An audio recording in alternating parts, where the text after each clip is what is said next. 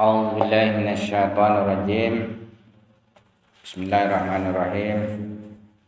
Alhamdulillahirabbil alamin wa bihi nasta'in. Sallallahu ala Muhammadin wa ala alihi thayyibin at-thahirin wa ashabil muntajabin. Pembahasan kita kali ini tentang jalan yang menyampaikan kepada tauhid.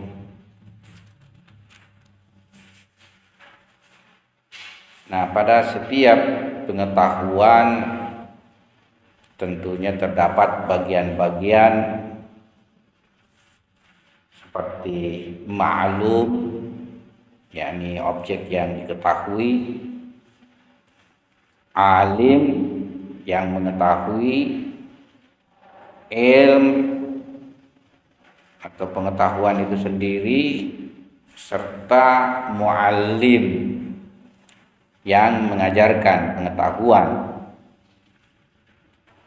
Di samping ini semua, ya tentunya kita membutuhkan fakultas-fakultas pengetahuan. Ada indera, ada akal, bahkan kalbu juga sebenarnya merupakan alat pengetahuan. Kalbu, ya, dengan jalan penyucian seseorang juga bisa sampai pada pengetahuan. Tapi tentunya terdapat juga penghalang-penghalang dari pengetahuan. Nah, pembahasan kita berhubungan tentang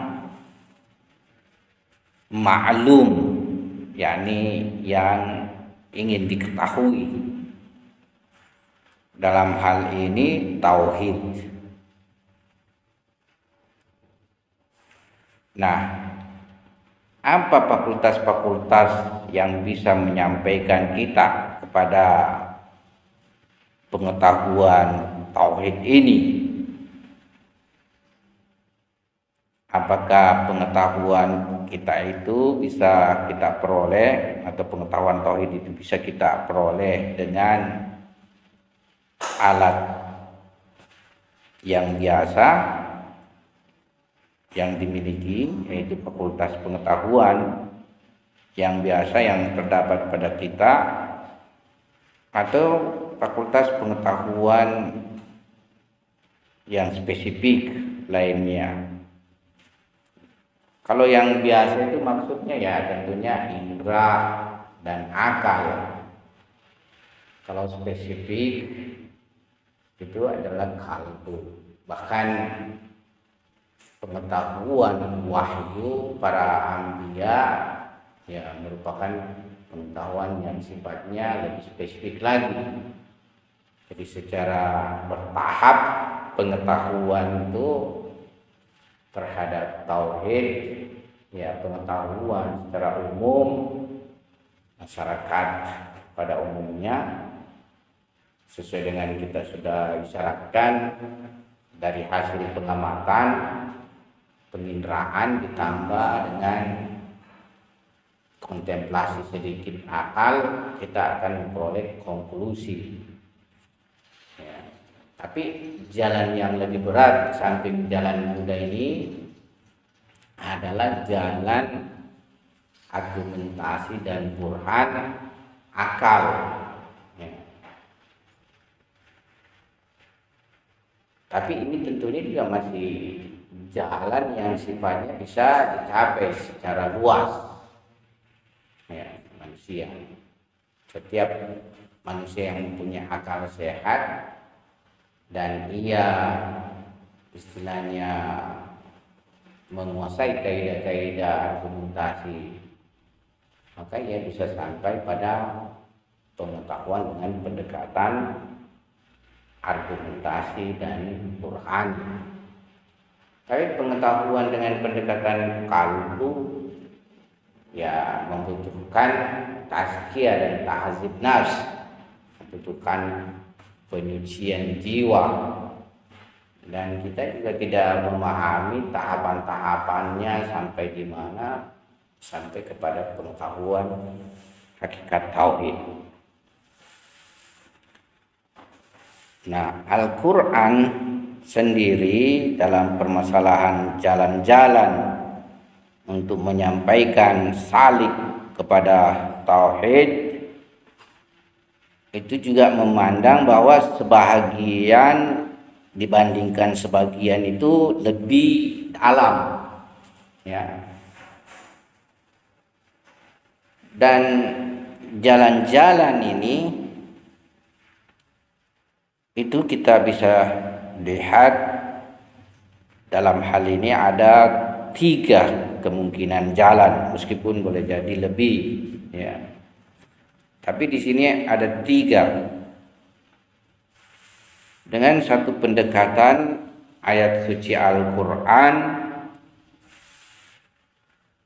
surah Fussilat. Di dalam surah Fussilat ayat 53. Ya, di dalam surah Fussilat ayat 53. Kalau punya Al-Quran bisa langsung dibuka, menemukan ayatnya. Allah Subhanahu wa taala berfirman, A'udzubillahi minasyaitonirrajim. Sanurihim ayatina fil afaqi wa fi anfusihim hatta yatabayyana lahum annahul haq. Awalam yakfi bi rabbika annahu ala kulli syai'in syahid.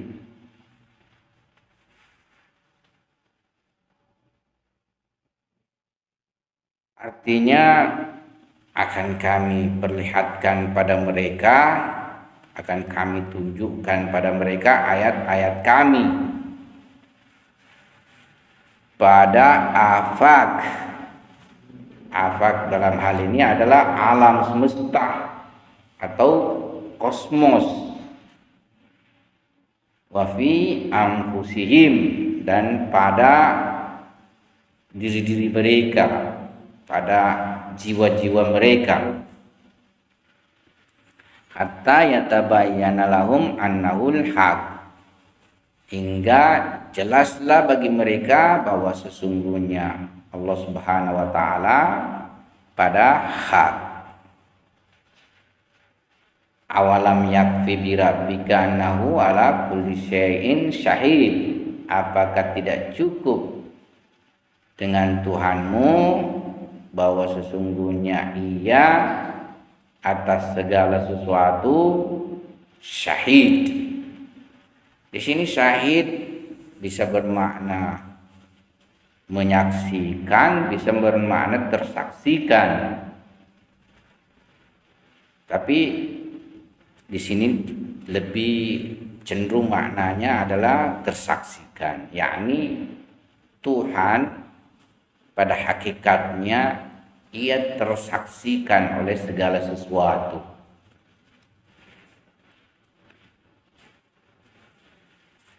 Nah, ayat ini menunjukkan bahwa dengan menelaah ayat-ayat afaq, dalam hal ini fenomena alam semesta, langit, bumi, serta berbagai kandungannya, itu akan mengantarkan kepada pengetahuan tauhid. Demikian juga ayat ini mengisyaratkan dengan menelaah ayat-ayat anfusi, dalam hal ini diri sendiri, diri manusia sendiri, jiwa manusia, itu ia akan sampai pada pengetahuan tauhid yang sangat dalam.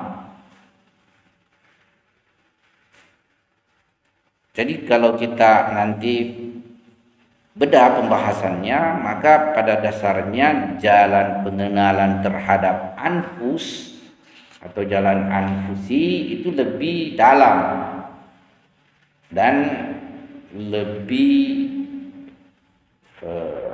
apa istilahnya, lebih akurat hasilnya ketimbang pengenalan terhadap kosmos. Namun dua bentuk dalil ini atau dua bentuk jalan ini masih menjadikan makhluk sebagai wasilah pengetahuan pada Tuhan. Dalam artian pengenalan dengan lewat alam semesta, ya itu menjadikan makhluk sebagai jalan pengetahuan pada Tuhan. Demikian juga jalan pengenalan pada diri untuk mengantar kepada pengetahuan kepada Tuhan itu masih juga memakai wasilah makhluk untuk sampai kepada Tuhan.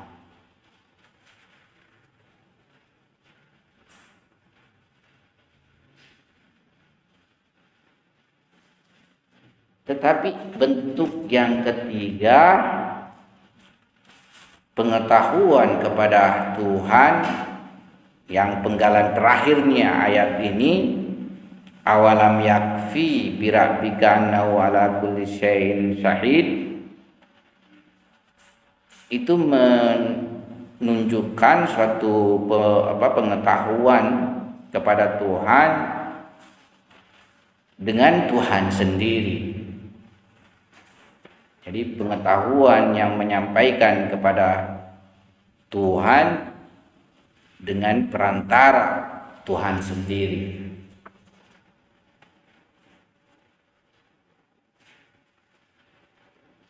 Nah, tentunya kita mesti membahas tiga bentuk jalan ini secara lebih rinci.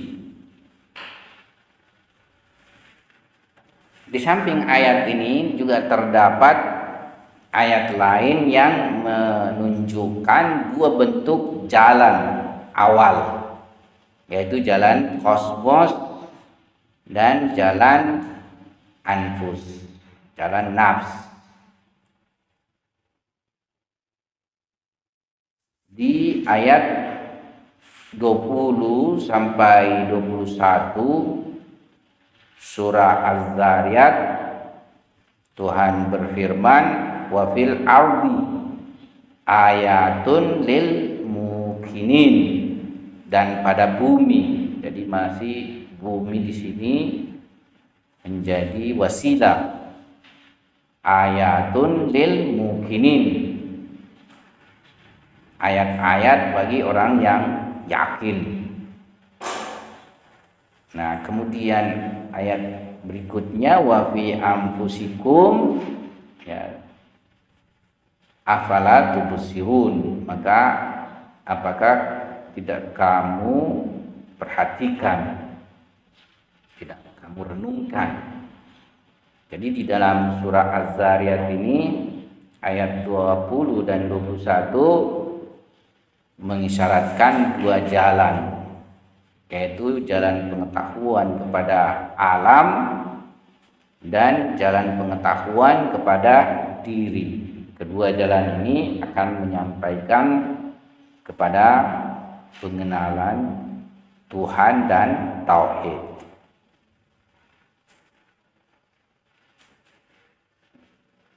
Sebagian ayat juga menunjukkan terhadap jalan ketiga, seperti firman-Nya, dzalika bi annallaha wal haq.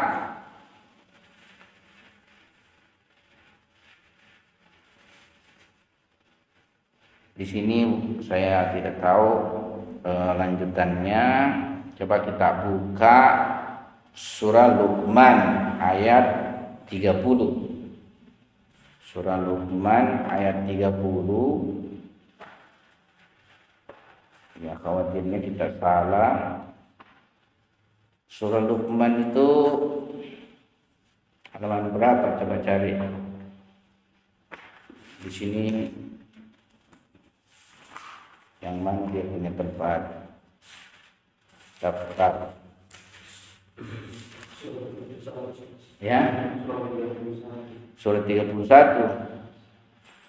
Surat 31 ya. 31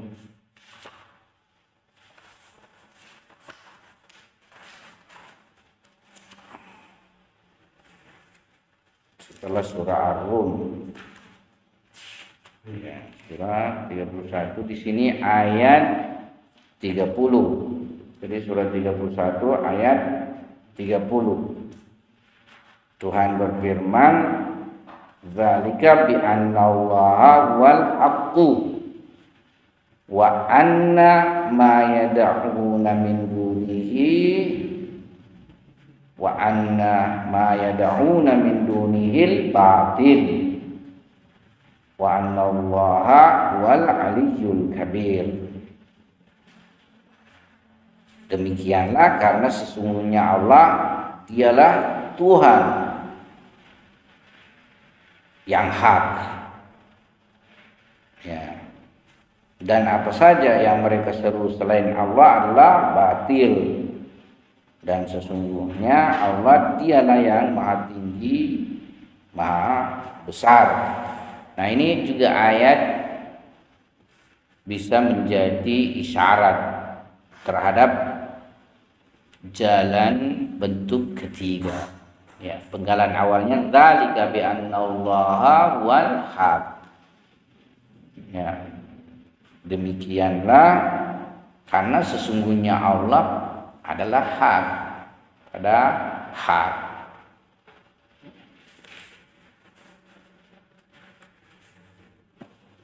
Sekarang kita akan membahas terlebih dahulu secara global jalan afaq atau jalan alam semesta untuk mengantar kepada pengetahuan tauhid. Di dalam Al-Quran, pengenalan dengan jalan afaq untuk menyampaikan kepada tauhid itu terdapat banyak ayat. Saya sudah siapkan tulisan beberapa ayat, tapi saya lupa bawa lagi. Ya, jadi harus banyak merujuk kita ini ke dalam Al-Quran. Pertama, surah Hud ayat 7. Surah Hud ayat 7. Ya, ini tadinya saya sudah sediakan beberapa ayat. Ya, surah Hud ayat 7.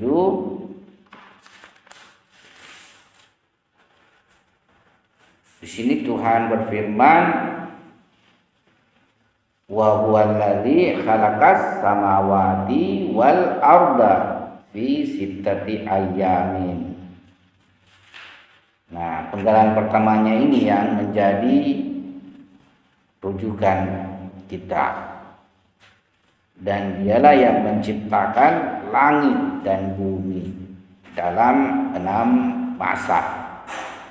Jadi Tuhan menciptakan langit dan bumi, karenanya dengan jalan pengamatan terhadap fenomena langit dan bumi, kosmos ini akan membawa kita kepada pengetahuan terhadap dirinya. Lantas surah Yasin ayat 4 menggambarkan tentang fenomena keteraturan daripada alam. Surah Yasin ayat 40, ya. Surah Yasin nomornya berapa lagi? Ada yang tahu? Ya. Surah Yasin ayat 36. Surah 36, ya. Surah 36 ayat 40. Ya. Ya,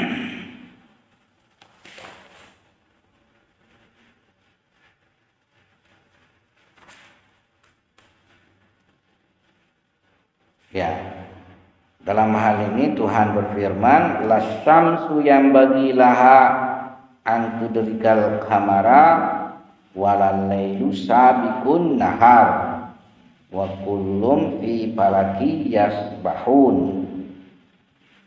Tidaklah mungkin bagi matahari mengejar bulan, dan malam pun tidak dapat mendahului siang. Masing-masing beredar pada garis edarnya. Nah, di sini kita lihat ayat ini sebelum kemajuan sains, demikian penemuannya bahwa setiap benda-benda langit ini, planet-planet ini beredar pada edarannya, garis edarannya. Al-Quran sudah mengisyaratkan tentang fenomena itu, ya, tentang peristiwa itu, ya. Jadi ayat ini menggambarkan sedemikian teraturnya alam ini dan sedemikian perhitungannya alam ini sehingga tidak terjadi misalnya saling tabrakan antara planet satu dengan planet yang lain, bintang yang satu dengan bintang yang lain. Jadi tidaklah matahari itu, ya, tidaklah mungkin bagi matahari, ya, mengejar bulan, ya, dan malam pun tidak dapat mendahului siang. Kalau di sini bahasanya tudrika, mendapati bulan, ya, dan tidak juga malam mendahului siang. Jadi satu tatanan yang demikian rapinya, sistematisnya, serta akuratnya. Nah, fenomena ini tentu akan membawa kita kepada tauhid. Jadi satu sistem yang teratur itu tidak bisa datang dari dua sebab. Sebenarnya sampai nanti pada pembahasan lebih detail di dalam pembahasan kaidah kausalitas, ya. Kalau anak-anak sekalian sudah pernah dengar kaidah kausalitas, itu ada kaidah disebut sindikiat antara akibat dengan sebab. Jadi akibat tidak sembarang keluar dari sebab, tapi ada kesindikiatan, ada kesejenisan, kesemacaaman. Ya. Kita sendiri manusia misalnya kan tidak keluar dari sapi. Makanya saya cerita-cerita khurafat itu, ada buaya melahirkan manusia atau ada manusia melahirkan buaya, itu saya tidak pernah percaya. Tak bisa itu dipercaya. Jangan percaya cerita-cerita yang beredar di kampung-kampung. Itu banyak tambahan-tambahannya, banyak tidak benarnya. Tidak dia amati dengan eksperimen, tidak menganalisa secara rasional, ya. Itu biasa banyak cerita-cerita seperti itu. Saya tidak pernah memang masuk di akal, tapi saya kadang tidak mau juga bantah, diam-diam saja. Mungkin pernah Anda percaya nih, mungkin wah betul-betul ada manusia melahirkan buaya. Jadi kaidah ilmiah itu berjalan, ya. Tidak, padi itu selalu menghasilkan padi. Ya, kita tidak menanam padi muncul rambutan, ya. Nah, di sini bahkan ayat ini mengatakan wa kullum fi falaki yasbahun, dan masing-masing semua itu, ya, masing-masing di dalam falak ini dia itu beredar di dalam garis edarannya. Ya, suatu tinjauan yang sains sangat maju sekali sebelum sains sekarang mengatakan demikian. Jadi bumi berputar pada garis edarnya sendiri, porosnya. Ya, matahari demikian juga, bulan demikian juga. Ya. Nah, ayat berikutnya yang bisa kita lihat itu di surah Fussilat ayat 10. Surah Fussilat ayat 10. Nah, surah Fussilat ini apa istilahnya? Surah nomor berapa supaya cepat kita dapat? Ya, 31, 41. Ya. Fussilat ayat 10. Jadi kita harus banyak juga membuka Al-Quran dan melihat berbagai ayat-ayatnya. Dan di dalam surah Fussilat ayat 10 ini Tuhan berfirman, wa ja'ala fiha rawasiya min fawqiha wa baraka fiha wa qaddara fiha aqwataha fi arba'ati ayyam sawa'al lis-sa'ilin. Dan dia ciptakan padanya gunung-gunung yang kokoh di atasnya. Dan kemudian dia berkahi dan dia tentukan makanan-makanan bagi penghuninya dalam 4 masa. 4 masa ini maksudnya 4 musim. Kalau kita cuma 2 musim, tapi di berbagai wilayah itu terdapat 4 musim. Ada musim semi, ada musim gugur, ada musim dingin, dan ada musim panas. Nah, saya sudah pernah merasakan 4 musim itu, ya, ketika hidup di Hum, ya 4 musim. Kalau musim dingin, ya turun salju, ya dingin sekali. Pernah suatu kali itu turun salju lebat sampai air apa istilahnya, air yang mengalir itu pam, kalau kita bilang pam, ya, lewat apa namanya itu, lewat ini pipa, ya, itu tidak ada sampai di rumah, membeku, tak bisa sampai di rumah. Jadi airnya membeku juga di situ, jadi kita tidak bisa, biar buka keran tak ada air. Di luar rumah ya banyak sekali salju. Itu pernah terjadi, saya dapati di Kum. Jadi beberapa hari itu airnya kita beli air mineral kita beli.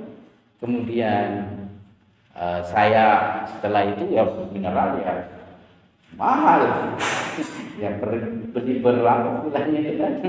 Nah, untungnya ada kita punya dekat dari situ, dia punya sumur bor, ya, dengan sumur bor di dalam kedalaman airnya tidak membeku, ya, jadi dari situ kita bisa dapat air. Saya seperti ambil air. Kalau air ini berapa hari itu tidak keluar karena membeku, tidak bisa. Nah, ya. Itu kalau panas, wah panas sekali. Kadang mau 50 derajat kan, 40 lebih panasnya, panas betul, ya. Nah, ya di sini fenomena musim ini kita bisa mengambil pelajaran bahwa di setiap musim itu juga muncul buah-buah yang berbeda. Sebenarnya kita juga ini kan di Indonesia lihat, ada buah yang muncul di musim hujan, ada misalnya di musim panas, berbeda, ya. Jadi di sini ayat ini, dan dia ciptakan padanya gunung-gunung yang kokoh. Nah, ini juga satu pelajaran sebenarnya, apa perannya gunung-gunung terhadap bumi, ya. Ya, ternyata gunung-gunungnya ini penguat bumi, ya. Penguat daratan. Kemudian dia berkahi. Ada bahkan ayat yang menjelaskan bahwasanya apakah kamu menyangka bumi itu diam? Bumi itu bergerak, bukan gunung. Apakah kamu menyangka gunung itu diam? Gunung itu bergerak. Ternyata pengetahuan sekarang juga menjumpai, ya, bahwa terjadi pergerakan. Ya. dan dia tentukan makanan-makanan bagi penghuninya. Jadi kita mendapatkan makanan. Ya, sebenarnya coba lihat ini, bagaimana ini sistem? Siapa sih yang bisa mendesain sedemikian rapinya? Ya, manusia dicipta di bumi dan dari bumi tersedia kebutuhannya. Ada tumbuh-tumbuhan, ada hewan, ada oksigen, ada air. Ya. Demikian juga binatang-binatang lain. Sedemikian dia dicipta dan sesuai dengan perjalanannya. Seluruh apa yang dia butuhkan juga tersedia.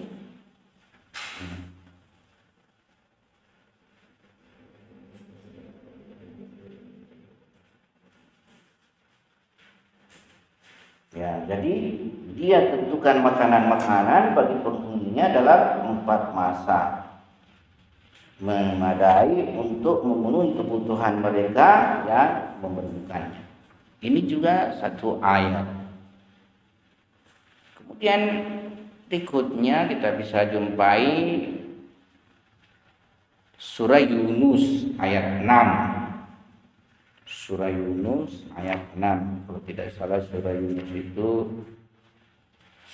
surahnya 10 kalau tidak salah.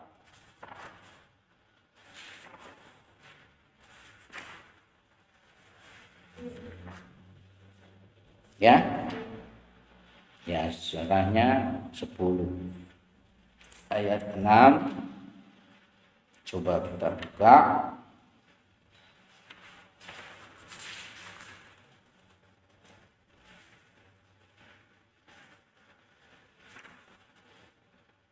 Ya, di sini tentang fenomena malam dan siang serta penciptaan langit dan bumi.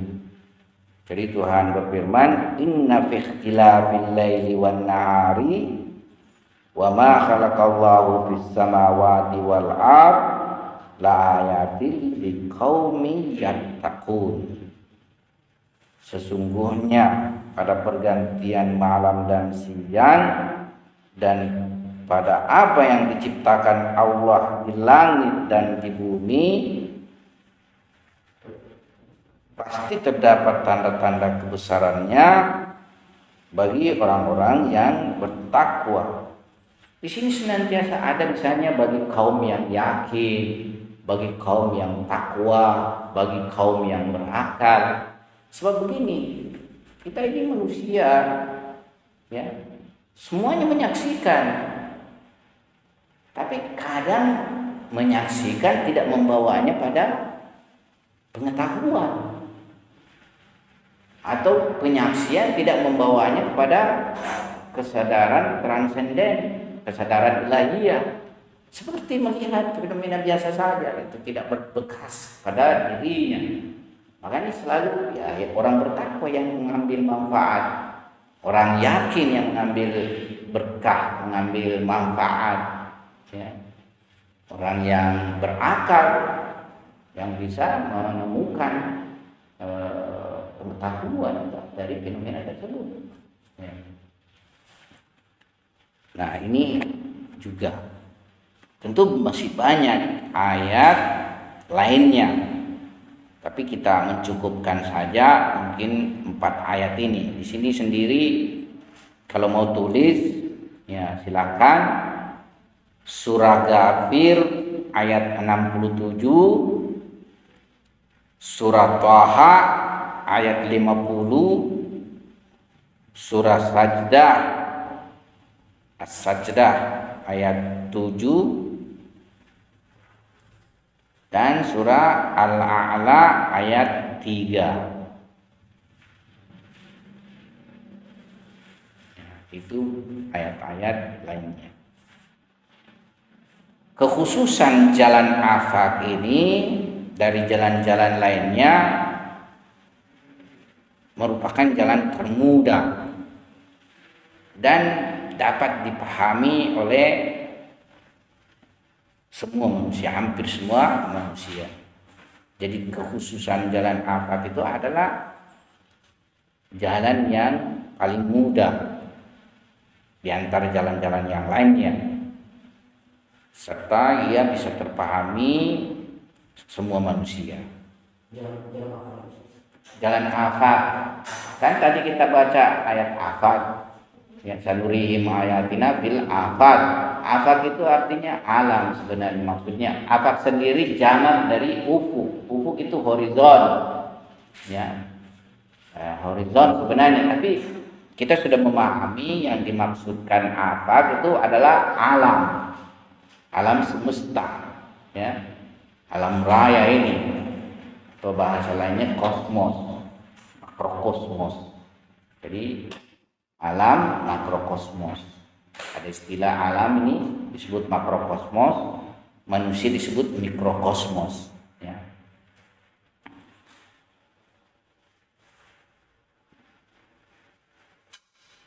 Jadi itu kekhususannya jalan afaq. Sebab pada dasarnya melewati jalan ini itu tidak butuh landasan-landasan yang dalam serta pembahasan yang rumit bersifat sangat apa istilahnya kedisiplinan ilmi, ya. Jadi dia juga tidak butuh argumen berat filsafat.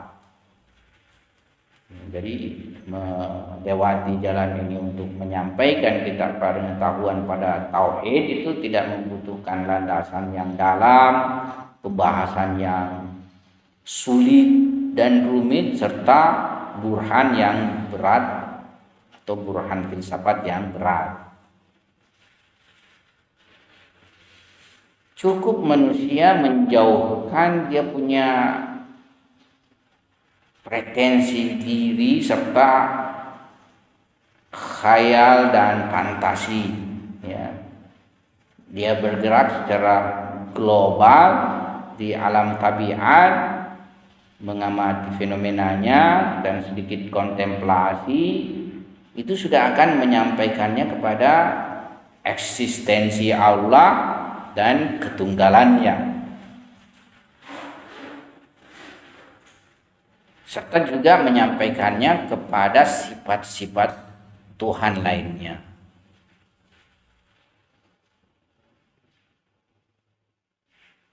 Nah, ini juga diisyaratkan di dalam ayat suci Al-Quran surah Ali Imran ayat 190. Allah Subhanahu wa taala berfirman, inna fi khalqis samawati wal ardi wa ikhtilafil laili wan nahari la ayatin liulil albab. Jadi ayat ini juga bisa sebagai salah satu dari ayat-ayat yang merupakan jalan afaq, pengetahuan kepada Tuhan. Jadi artinya sesungguhnya dalam penciptaan langit dan bumi serta pergantian malam dan siang, niscaya itu sebagai alamat-alamat, sebagai ayat-ayat bagi yang berakal. Jadi cukup seseorang dengan akalnya yang sehat, tidak dipenuhi dengan syubhat, ya. Sudah mengerti kan syubhat, sudah saya jelaskan. Jadi tidak dipenuhi dengan syubhat atau pretensi diri, ya, keinginan, keegoan dan berbagai hal-hal lagi lainnya yang menjauhkan orang dari akal sehatnya, ya. Dengan mengamati fenomena alam ini tuh bisa sampai kepada pengetahuan terhadap Tuhan, eksistensi Tuhan dan tauhid. Sebagaimana saya isyaratkan pada pertemuan sebelumnya, ya, ayat suci Al-Quran tidak langsung menyoal permasalahan eksistensi Tuhan, tapi ia ketika membahas permasalahan tauhid atau pengenalan pada Tuhan, itu inheren sudah terkandung juga di situ bahwasanya ya eksistensi Tuhan adalah jelas bagi setiap mawjud, ya, setiap makhluk. Jadi maksudnya ketika kita mengenali tauhid, sebelumnya kita sudah mengenali dulu hak subhanahu wa ta'ala.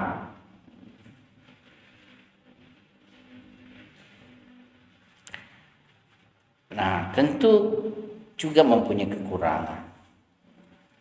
Jadi dari dimensi kekurangan, pengaruh amalinya, ya, jalan ini dinisbahkan dengan jalan lainnya, yaitu misalnya jalan kedua, pengetahuan terhadap nafs, itu lebih sedikit. Ya. Jadi pengaruhnya itu lebih sedikit kepada perubahan seseorang, tapi pada hakikatnya mempunyai pengaruh. Tapi dibanding jalan yang kedua, itu pengaruhnya lebih besar, ya, terhadap manusia. Tetapi itu tadi kekhususannya, kelebihannya, ya, semua problem di luar yang berhubungan dengan fenomena di luar itu akan terpecahkan. Kemudian dengan perenungan terhadap fenomena alam secara mudah menyampaikan kepada pengetahuan terhadap Tuhan, ya, juga berbagai aspek lain seperti permasalahan keimkanan dan kehudusan alam, ya, keberadaan wujud-wujud yang bersifat hudus ini tentu bertumpu kepada wujud yang kadim, yang wajib, ya.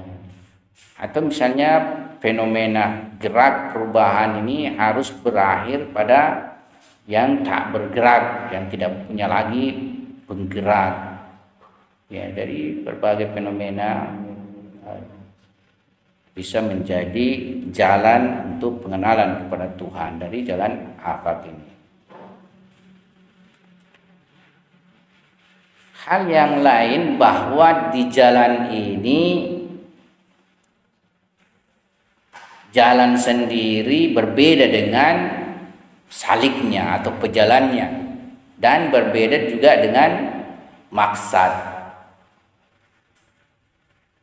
Jadi jalan dalam artian pengenalan terhadap alam itu juga berbeda dengan pejalannya, yakni pengenalnya, yang mengenalnya, ya, atau saliknya. Dan ia juga berbeda dengan tujuan di dalam hal ini yakni Tuhan, ya.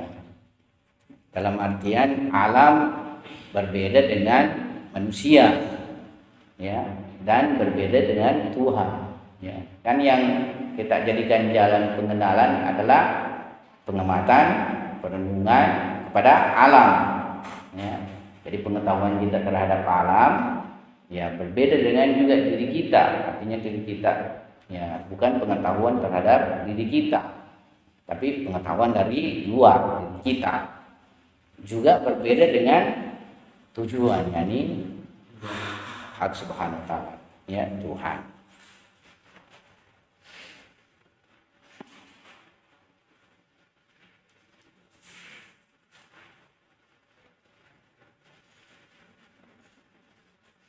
Nah, pada akhirnya tentunya pengetahuan kita terhadap afaq, yaitu merupakan pengetahuan husuli, ya, mempunyai juga keragaman dan tingkatan, ya.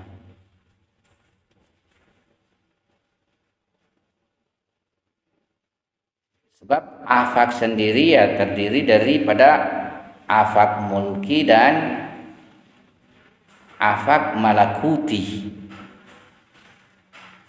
Maksudnya begini, afaq mulki itu yakni alam materi.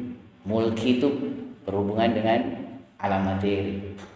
Nah, ada juga afak yang malakuti, yang non materi. Kan alam ini secara keseluruhan terdiri dari alam non materi dengan alam materi. Ya. Misalnya pengetahuan filosof lewat burhan. Tapi kalau pengetahuan tadi di sini dijelaskan dia tidak membutuhkan dengan argumen filsafat. Itu argumen filsafat. Tapi pada hakikatnya ya seperti pengenalan kita terhadap afak mulki, yaitu terhadap alam materi sendiri, itu berbeda dengan pengetahuan kita terhadap afak malakuti, yakni alam non materi. Ya, dan juga berbeda lagi daripada afak jabaruti. Jadi ada juga disebut jabarut, alam jabarut. Jadi kalau kita tingkat-tingkatkan, ada disebut alam nasut. Alam terendah itu adalah alam nasut. Alam nasut itu yang disebut tadi di sini mulki, materi, alam materi. Nah, di atas daripada alam nasut ini ada disebut alam malakut. Nah, alam malakut ini dia sudah bukan alam materi. Yang menurut ulama atau menurut filosof, menurut khurafa, malakut itu jadi dia mempunyai hubungan dengan badan. Jadi tidak non materi dalam artian secara zat dan secara hubungan terhadap badan. Jadi dia secara zat non materi tapi mempunyai hubungan dengan badan. Ya, apakah badan seperti kita ini badan manusia atau ada namanya badan falak. Jadi falak-falak itu juga mempunyai badan dan nafsnya itu malakuti. Tapi ada lagi jabaruti. Jabaruti ini lebih tinggi lagi. Ya, jadi kalau dalam bahasa syariat jabarut itu terdiri dari para malaikat mukarrabun, malaikat-malaikat yang dekat dengan Allah Subhanahu wa taala. Seperti akal pertama atau malaikat Jibril, malaikat Israfil, malaikat Mikail misalnya, ini semua adalah malaikat mukarrabun. Itu dia di alamnya itu namanya alam jabarut. Ya. Di bawahnya ada alam malakut, di bawahnya lagi alam malakut nasut. Jadi nasut alam mulki, alam materi paling rendah, ya, kemudian alam malakut, kemudian alam jabarut. Ya, seperti itu pembagian tingkatan alam dari satu sisi.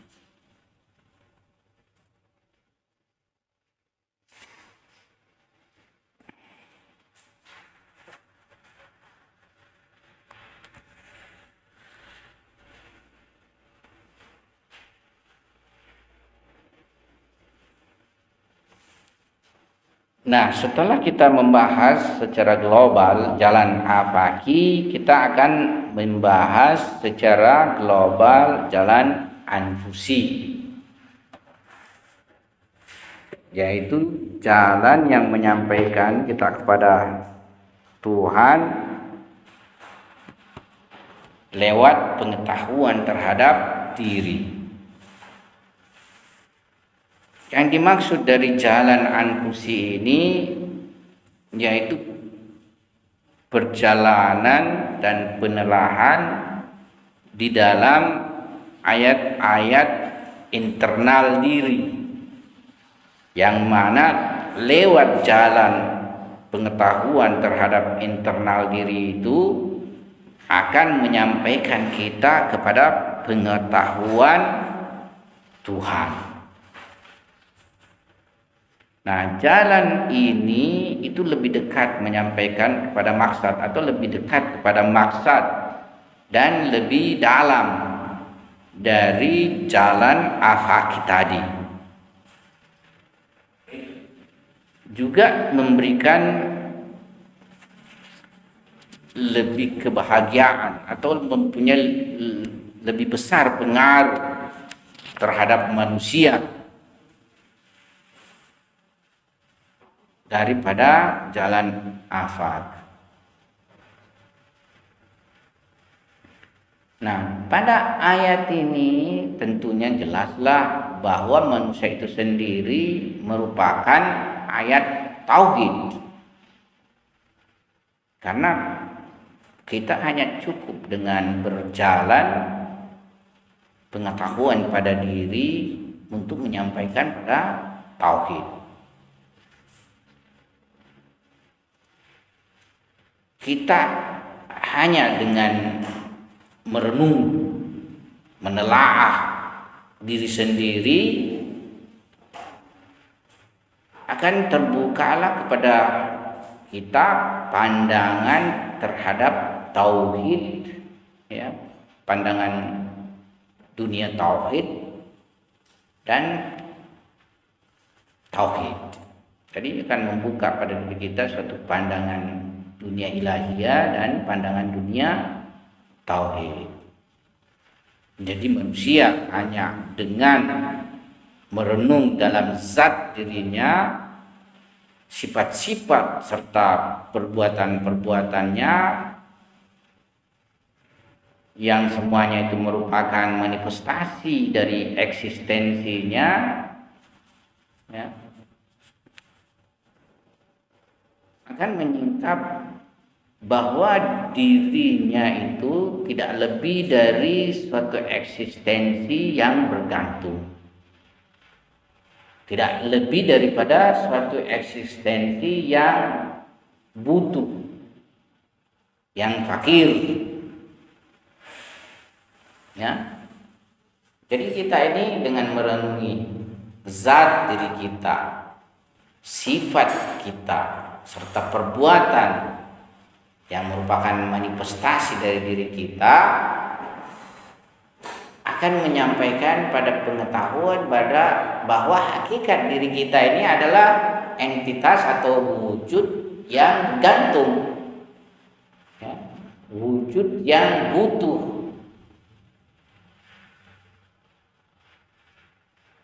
Dan juga tentunya wujud seperti kita ini semuanya adalah wujud fakir, adalah wujud butuh dan bergantung. Tentunya dengan kesadaran pengetahuan bahwa hakikat diri kita adalah wujud butuh dan bergantung, serta wujud lainnya juga sama dengan kita, yaitu wujud butuh dan bergantung, kita tidak bersandar lagi kepada yang lain. Sebab wujud butuh dan bergantung mesti bersandar pada wujud yang kaya, yang tidak bergantung, berdiri sendiri, ya. Sementara pada dasarnya ya semua wujud ciptaan atau wujud alam ini, ya, atau pada diri kita gitu, ya, ini wujud diri kita, ya, itu adalah wujud fakir, butuh dan bergantung. Makanya tidak perlu lagi bersandar pada alam, bersandar pada manusia yang lain, bersandar pada wujud-wujud yang lain, ya. Tapi bersandar kepada wujud yang kaya, yang tidak bergantung dan berdiri sendiri. Dia berdiri sendiri. Nah, ini pernah kita isyaratkan pada pembahasan sebelumnya, ya, suatu ayat yang mengisyaratkan permasalahan ini, yaitu surah Fatir, kalau tidak salah surah Fatir ayat 35. Itu sudah kita sedikit ungkap, di mana Tuhan berfirman, ya ayyuhan nas antumul fuqara ilallah, wahai manusia, kalian ini adalah fuqara, kalian ini adalah fakir-fakir, adalah butuh, adalah wujud-wujud bergantung, ya, ilallah, kepada Allah. Wallahu wal ganiyul hamid, dan Allah satu-satunya yang maha kaya dan maha terpuji. Ya. Itu pernah sudah kita isyaratkan. Itu tadi surah Fatir ayat 35.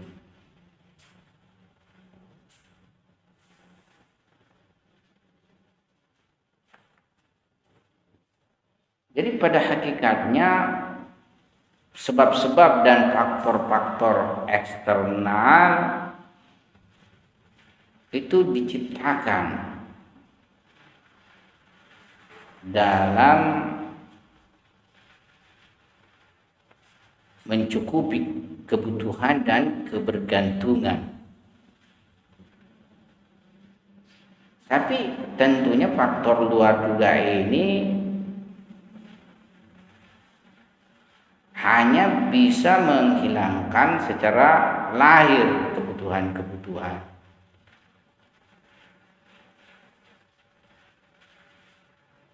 Yakni pengaruhnya sebab-sebab eksternal ini di dalam kebutuhannya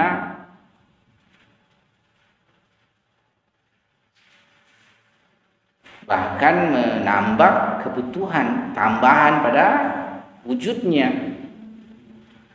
Ya, misalnya kita butuh kepada makanan, butuh kepada minuman, kita butuh pada tempat tinggal, tempat istirahat, dan berbagai kebutuhan lahir lainnya. Jadi pada dasarnya kita manusia itu tidak bisa lepas daripada kebutuhan. Demikian juga kita tidak bisa menjamin asli keeksistensian kita. Dalam artian bukan kita yang bisa menjamin kebakaan, kelanggengan daripada eksistensi kita. Kenapa? Karena kita bukan wujud yang berdiri sendiri. Jadi diri kita ini sangat terpengaruh dari sebab-sebab dan faktor-faktor di luar dari diri kita. Ya, tapi faktor dan sebab di luar dari kita juga itu ya mempunyai keteraturan khusus, ya, yang mana juga terpengaruh dari faktor-faktor lain. Jadi kalau kita sebenarnya bisa lihat ini berhubungan dengan kaidah kausalitas. Jadi semua yang wujudnya imkan ini, bagaimanapun silsilah wujud-wujud imkan ini, ya satu dengan yang lainnya bisa saja ada hubungan kesebaban antara satu dengan yang lain. Tapi selama dia masih wujud imkan, ya wujud mungkin, ya tentunya senantiasa bergantung. Ya, jadi tidak ada wujud imkan yang tidak bergantung dari aspek keeksistensiannya, kan? Jadi semuanya wujud imkan juga atau wujud fakir. Ya. Jadi dalam tinjauan filsafat, semua wujud imkan ini adalah wujud fakir. Jadi sama sekali dari dimensi kewujudannya itu adalah kebutuhan itu sendiri, kefakiran itu sendiri, dan kebergantungan itu sendiri. Nah, kalau semua wujud imkan demikian zatinya adalah fakir, ya tentu tidak bisa memenuhi bagi dirinya sendiri. Oleh sebab itu mesti ya pada akhirnya bergantung kepada suatu wujud yang tidak imkan lagi, yang tidak fakir lagi. Mesti berakhir kepada suatu wujud yang wajib. Nah, kalau wujud wajib itu tidak fakir lagi tapi maha kaya, dan dia tidak bergantung lagi tapi berdiri sendiri. Dan itulah hak Subhanahu wa taala. Hanya Tuhan mempunyai keeksistensian demikian. Eksistensinya adalah wajib, maha kaya, dan berdiri sendiri. Tapi selainnya semuanya itu fakir, imkan, dan tidak berdiri sendiri atau bergantung. Ya. Sebenarnya kalau kita lihat pengetahuan terhadap diri ini pun tidak lebih adalah suatu pendekatan pemikiran terhadap diri yang mana berhubungan dengan ilmu usuli tentunya. Jadi benar pengetahuan kita terhadap hakikat diri kita, memahami bahwa diri kita adalah wujud fakir, tapi itu bentuknya konsepsi. Nah, kalau pengetahuan konsepsi, ya ini pengetahuan usuli.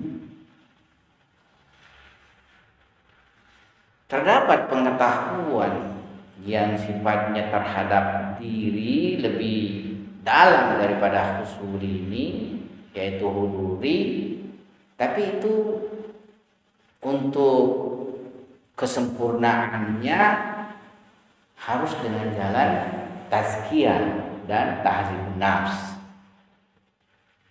Ya.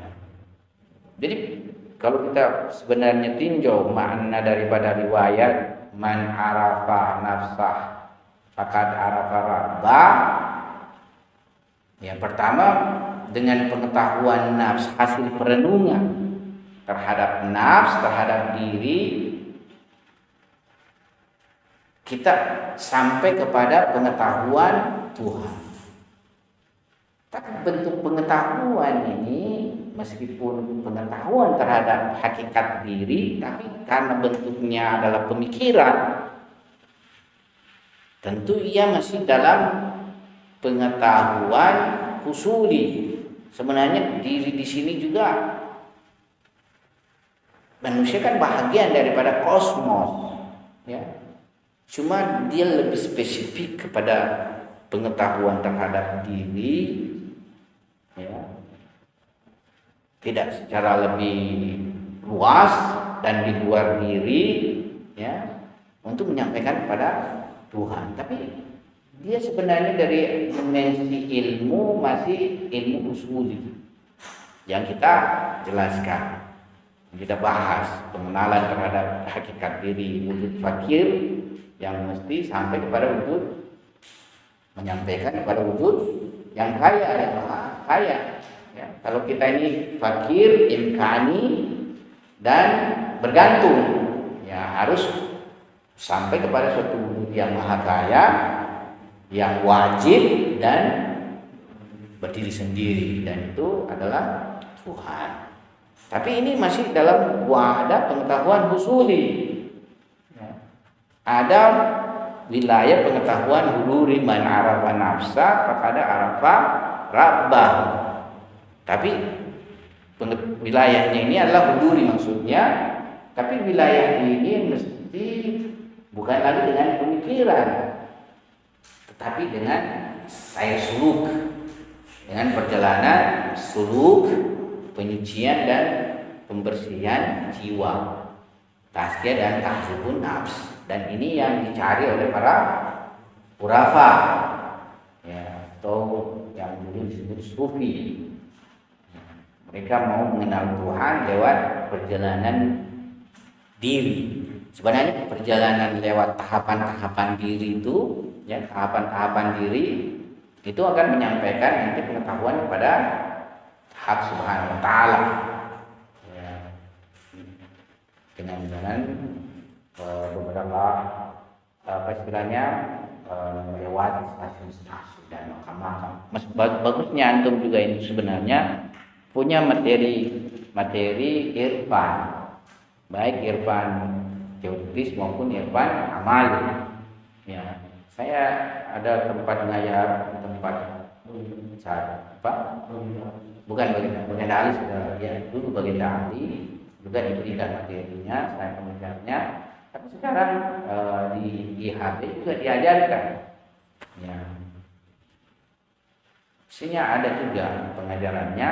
Sekarang ini begini, ilmu itu sekarang tidak boleh lagi kayak tersimpan rapat dan tidak dibuka kuncinya. Semuanya orang yang mau harus diberikan, tapi ya tentunya step by step istilahnya. Tidak bisa juga langsung ya kencang. Ya, harus diberikan sesuai dengan kapasitas daya terima. Nah, kalian kan sudah belajar usuluddin, sudah belajar filsafat, apa juga belajar irfan. Ya, mestinya antum punya kelas irfan, karena banyak pembahasan ketuhanan itu tidak cukup kita pada pembahasan sampai filsafat, bahkan ya, harus naik lagi, ya seperti itu.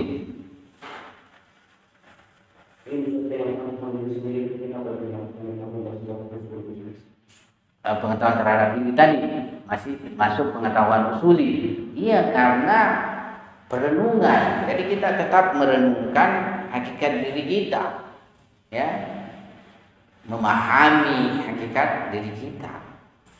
Pemahaman, pengertian, ya, itu masih wilayah konsepsi. Belum dalam artian kita perlu pengetahuan seperti pengetahuan kita terhadap diri kita tentang zati diri kita, dalam artian bukan zati, maksudnya wujud diri kita, ya. Kemudian pengetahuan terhadap fakultas diri kita, potensi diri kita, serta perbuatan diri kita. Ya, jadi bukan dalam artian pengetahuan seperti misalnya berpikir, berkhayal, kemudian pengetahuan perbuatan diri kita seperti ya ini tadi perbuatan diri kita atau sifat-sifat diri kita seperti marah, benci, bukan dalam artian itu. Kalau ini pengetahuan huduri pada diri kita, pengenalan diri kita. Tapi ini bukan pengetahuan bentuk seperti itu, tapi kita masih dalam bentuk perenungan diri kita.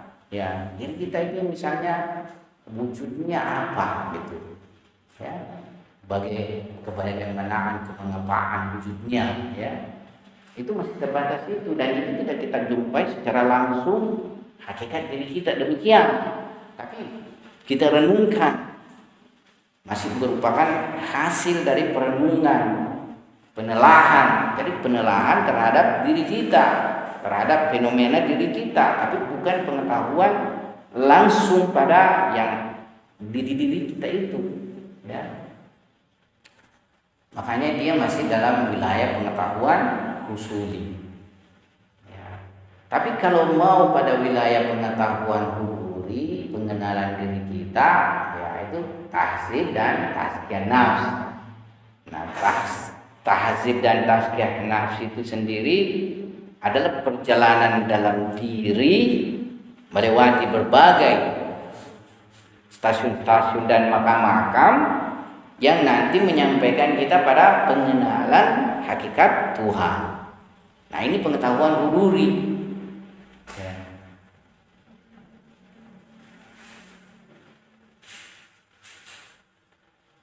Tapi kapan dia masih bersifat penelahan diri, perenungan diri, nah itu masih pada wilayah pemahaman, pasti pada wilayah konsepsi. Ya, jadi dia masih kategori pengetahuan usuli. Tapi kalau kita sudah berjalan pada diri kita dengan tahzib dan tazkiyah nafs, kita melewati tahapan-tahapan, makam-makam itu yang sudah menjadi kedudukan diri kita, ya, dan menyampaikan kita kepada pengetahuan Tuhan. Nah, ini pengetahuan huduri. Ya. Nah, ini masih berlanjut, kita punya pembahasan tentang jalan ampusi. Nanti kita lanjut pada jalsah kedua kelas kita. Sekarang kita istirahat dulu, ya. Nanti kita membahasnya lagi. Sebab di sini ada 3 pembahasan selain pengetahuan nafs, ya. Nanti pengetahuan atau jalan yang bentuk ketiga disinggung juga secara global, ya. Jadi ada tadi kita singgung 3 jalan lewat afaki, lewat angkusi, dan lewat pengenalan atau yang menyampaikan kepada Tuhan lewat Tuhan sendiri. Sekian dulu. Sebentar lagi kita akan lanjutkan. Assalamualaikum warahmatullahi wabarakatuh.